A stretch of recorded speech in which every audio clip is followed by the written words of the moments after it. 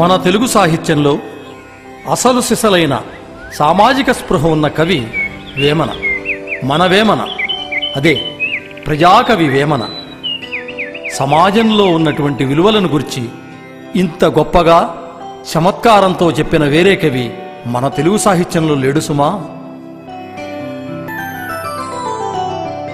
ఉప్పు కప్పురం ఒక్క పోలిక నుండు, చూడ చూడ రుచుల జాడవేరు. పురుషులందు పుణ్యపురుషులు వేరయా, విశ్వదాభిరామ వినురవేమా. ఉప్పు కర్పూరము ఒకే విధంగా కనిపిస్తాయి, కానీ పరిశీలించి చూస్తే వాటి రుచులు గుణాలు వేరుగా ఉంటాయి. అదేవిధంగా మానవులందరూ ఒకే విధంగా ఉన్నా పరిశీలించి తెలుసుకుంటే వారిలో గొప్పవారు విలక్షణంగా ఉంటారు అని నొక్కి చెప్తున్నాడు ప్రజాకవి వేమన్న.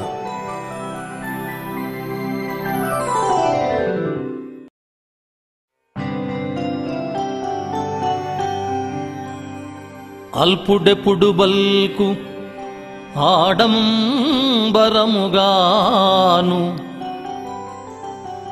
సజ్జనుండు బల్కు చల్లగాను. కంచు మ్రోగునట్లు కనకంబు మ్రోగునా,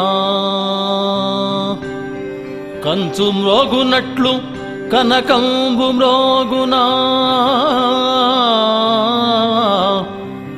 విశ్వదాభిరామ వినురవేమా.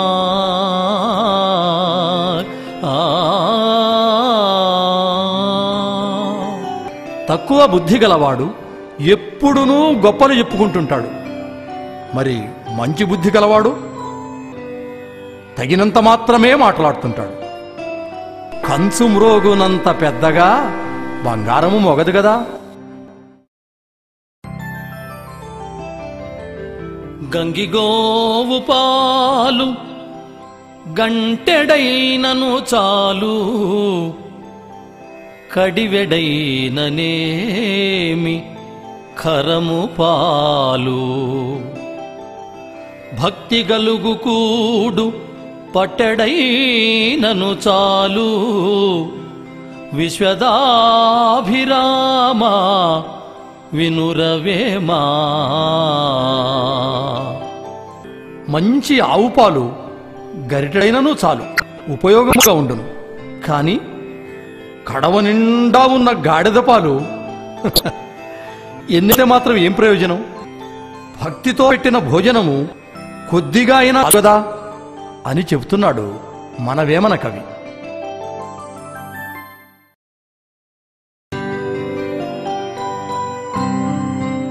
నీళ్లలోన మొసలి నిగిడి ఏంగును బట్టు, బయట కుక్క చేత భంగపడును. స్థాన బలిమిగాని తన బల్మికాదయా, విశ్వదాభిరామ వినురవేమా.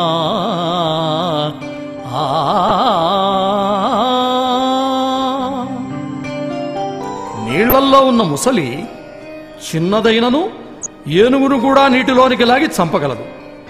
కానీ ఆ మొసలి నీటి నుండి బయటకు వచ్చినప్పుడు కుక్క చేత కూడా ఓడింపబడుతుంది. మొసలికి ఆ బలము స్థానం వలన వచ్చిన బలమే, కానీ తన స్వంత బలము కాదు సుమా అని వివరిస్తున్నాడు ప్రజాకవి వేమన.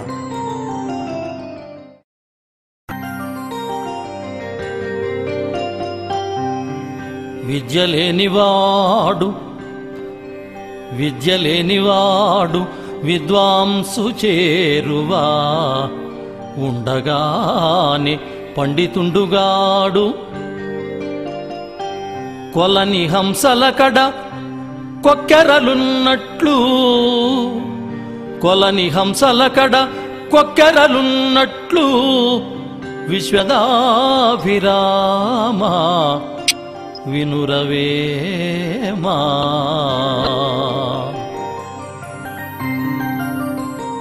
విద్య లేనివాడు విద్వాంసుల దగ్గర ఉన్నంత మాత్రాన వాడు ఎప్పటికీ విద్వాంసుడు కాలేడు. అది ఎలాగంటే సరోవరంలోని రాజహంసల సమూహంలో ఒక కొంగ ఉన్నంత మాత్రాన అది రాజహంస అవుతుందా? కొంగ కొంగే, హంస హంసే సుమా.